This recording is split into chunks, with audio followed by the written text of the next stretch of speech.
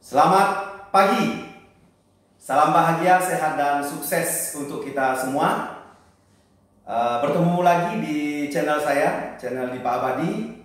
Dan di video saya sebelumnya, saya sempat menyampaikan tentang perubahan dalam kehidupan itu dimulai dari perubahan di dalam diri kita sendiri.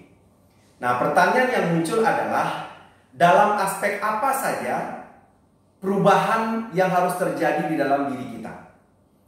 Dari pengalaman saya, itu ada 4 aspek, yaitu aspek mental, aspek emosional, aspek fisik atau tindakan, dan juga aspek spiritual.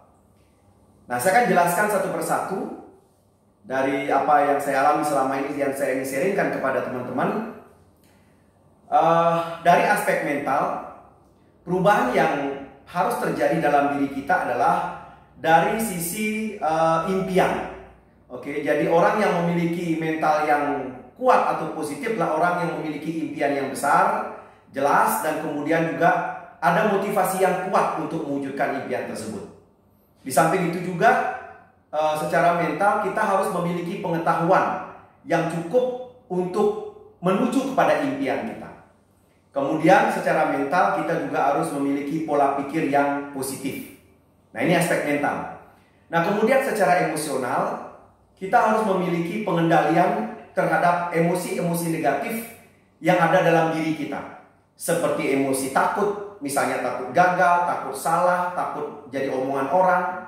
Oke, kemudian emosi marah, dendam, sakit hati, kecewa, dan sejenisnya.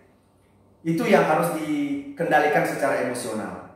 Nah, kemudian secara spiritual, kita harus memiliki satu kepercayaan diri yang kuat. Karena dasarnya adalah kita ini manusia secara spiritual, kita ini manusia ciptaan Tuhan.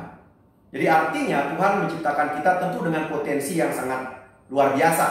Dan tentu tidak ada dasar bagi kita untuk tidak percaya diri, meskipun kita tidak kuasai semua bidang dalam kehidupan ini.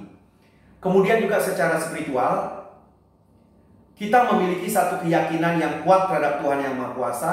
Kita yakin dan percaya bahwa segala sesuatu yang terjadi dalam kehidupan kita itu semua atas izin dari Beliau. Nah, tentu karena segala sesuatu terjadi atas izin dari Beliau, dalam situasi apapun, termasuk dalam situasi kondisi yang tidak kita inginkan, ya kita harus tetap bersyukur. Ya, kenapa? Karena tentu kita percaya, kita yakin bahwa Tuhan punya rencana besar di balik segala macam kejadian-kejadian yang kita alami.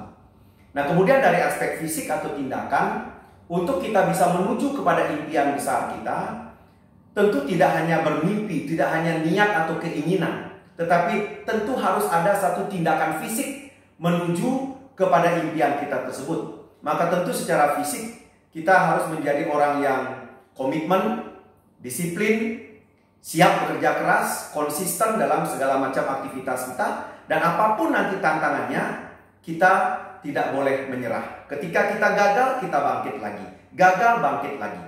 Nah, itu pengalaman saya selama ini dalam sekitar 20 tahun terakhir ini, dan saya bersyukur bahwa saya mengalami proses yang sangat menantang selama ini yang menempa saya, dan ini yang sering saya bagikan, saya sharingkan dimanapun saya diundang untuk berbicara. Nah, jadi teman-teman, itu yang bisa saya sharingkan pada video saya kali ini. Semoga bermanfaat dan sampai jumpa di video saya berikutnya. Terima kasih.